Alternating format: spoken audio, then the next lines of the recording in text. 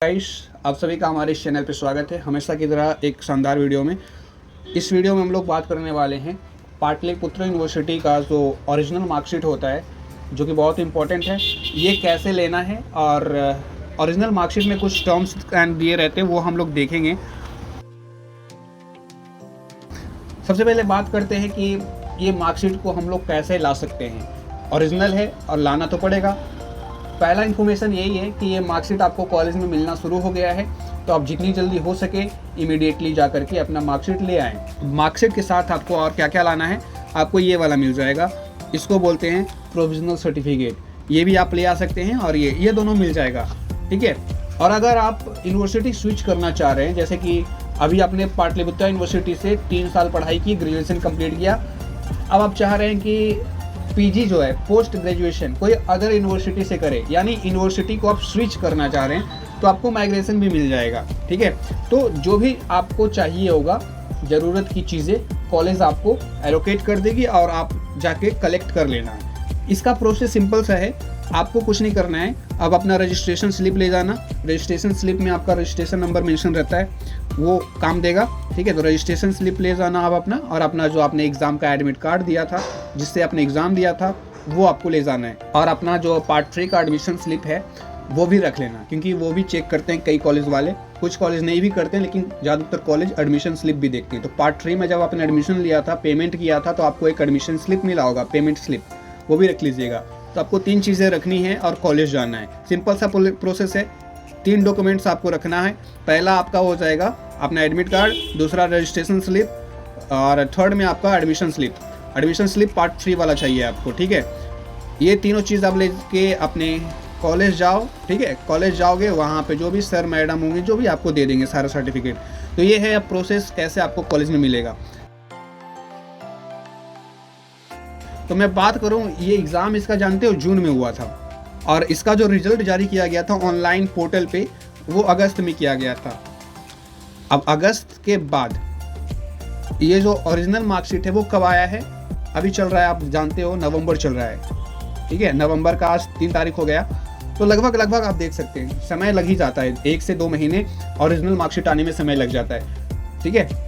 Online portal पे result जो जारी किया जाता है वो अलग है, और ओरिजिनल मार्कशीट अलग है। जहाँ भी आप जाओगे कुछ काम करवाने, पीजी में एडमिशन लेने जाना है, पोस्ट ग्रेजुएशन करना है, एमए, एमएससी, एमकॉम करना है, तो वहाँ पे ये ओरिजिनल ही आपको देखा जाएगा।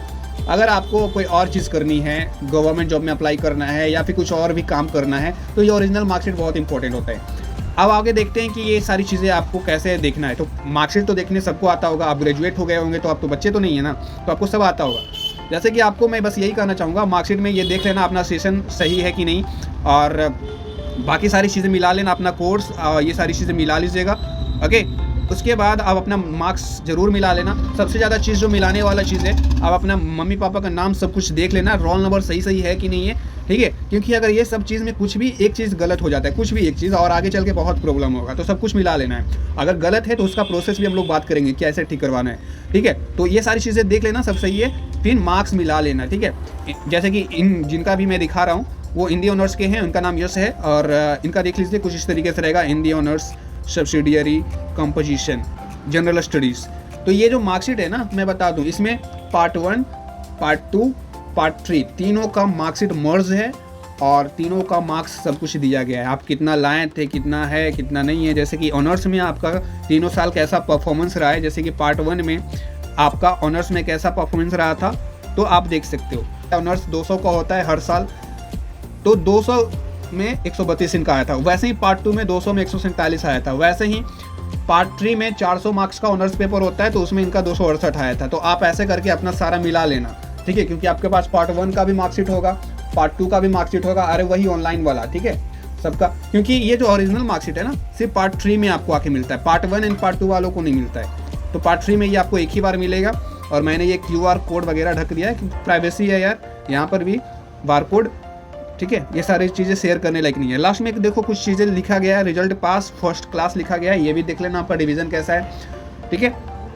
पार्ट 3 में टोटल कितना आया है, और अब मैं बता दूं, आपका जो परसेंटेज बनेगा वो आपके ऑनर्स सब्जेक्ट पे ही बनता है। ये आपके पहले से भी पता होगा, लेकिन जिनको पता नहीं था उनको मैं बता देता हूँ। उसके बाद देखो टोटल ऑनर्स में इनका 547 है, तो 547